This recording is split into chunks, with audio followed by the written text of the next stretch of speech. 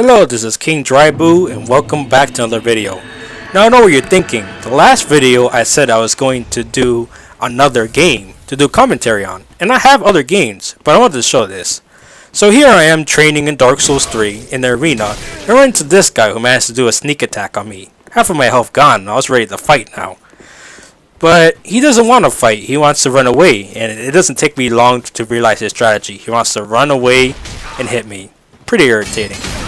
Now luckily for me, he gets greedy and I'm going to do some massive damage on him. Now I'm ready to fight to the death, but instead he decides to use projected heal. Yep, he's one of those kind of players. Now I'm honor bound, but how I roll, if you heal, then he is allowed. Can't let him be the only one.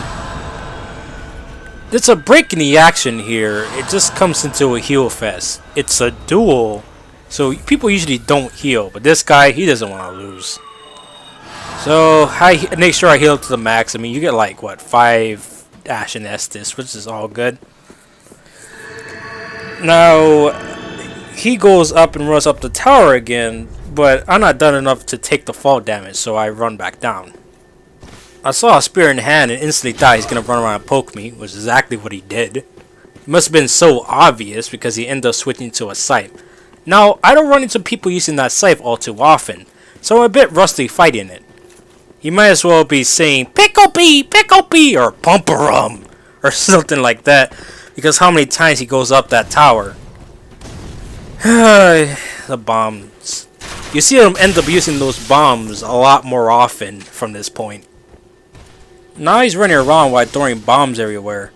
It may look like a cool action scene, at least I think so, but playing it is more like running around trying to hit a person you can't hit. You may be thinking, why don't I just switch to my secondary?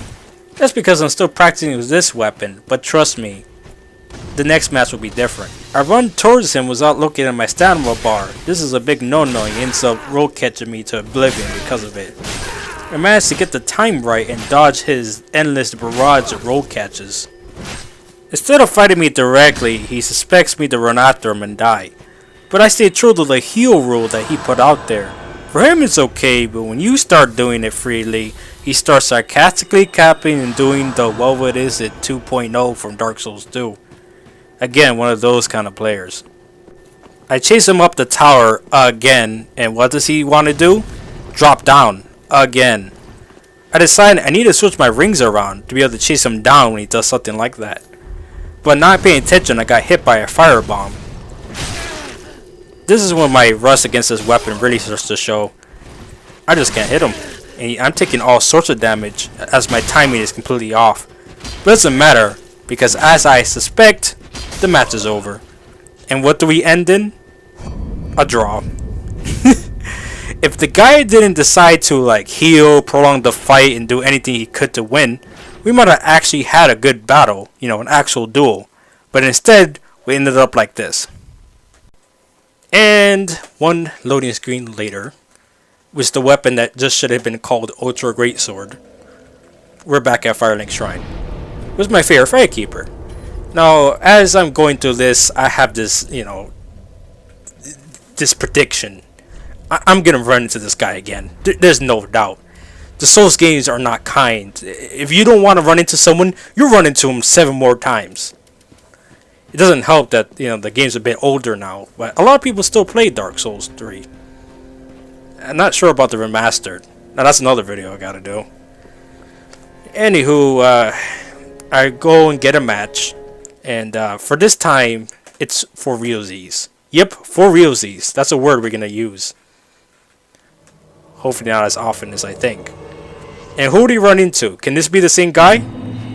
Looks like him, and look at that, he's already running away. It's the same guy. So this time, I'm just out to kill him. He has to die. With that mindset, I should probably use the weapon I'm better with, but this one, I'm pretty good. So, I could have saw that one attack coming from a mile away. I know he's going to slip down. It looked really cool what I just did there, but then I slip on this, which doesn't look as cool. So, the guy is running around throwing bombs, again. He's sticking to that I'm not going to get hit strategy. Knowing that, I'm going to have to keep up on him. If I give him too much leeway, he's just going to run and heal, which is going to be a big pain, which is going to prolong the fight. And to his dismay, I get 4 clean hits on him. He's panicking now. Look at him bobbing, trying to desperately go up his safety tower. His safety blanket. He's just running all over the place. And before I know it, the dude switched to a dagger. The same way he switched to that scythe when I couldn't see him. Now, the dagger is a real pain to try to catch up to because of the quick attacking and quick step. I have my meta-defining straight sword on me. Usually I only hunt down people that are ganking with this thing, if you don't finish them off fast. But this guy's the exception, especially since he's not honorable. Look at that projected heal. And look at him being all cocky like that. Unluckily for him, he's greedy with his hits, and that causes him to get hit twice. Now I was only 1 hit away. Victor is in my grasp. A shutdown was the Alvin, but to no effect. He goes up the tower, but that tower can't save him now. I keep up on him to make sure I get the pressure on. He managed to get 2 hits on me, and I swing and I swing and I miss, and I swing and I miss again.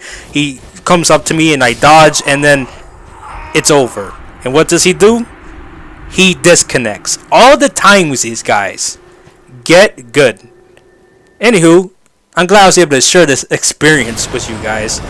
Like and subscribe if you liked what you saw, and comment what you thought in the comments. Goodbye.